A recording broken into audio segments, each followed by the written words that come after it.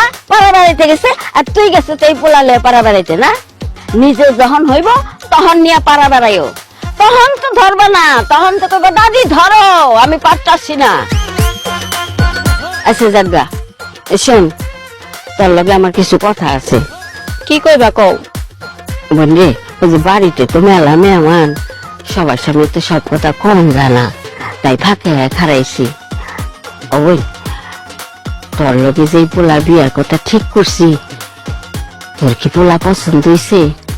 ভালো খারাপ ওইটা তোমরাই ভালো বুঝো আমি আর কি কমু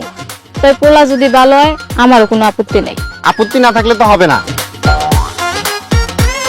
দাদি তুমি ওরা আসল কথাটা বলো নাই আরে তুই একটু কই থেকে আইলি আমি একটু আসছিলাম ঘুরতে বেরিয়েছিলাম পুরো গ্রামটা ঘুরে ঘুরে দেখতেছিলাম আসল কথা না আরে তো তেমন কিছু কই নাই ও বই তোর যে পোলা বিয়া ঠিক করছি ওই পোলা আগে একটা বিয়া করছিল শুধু বিয়ে করে নাই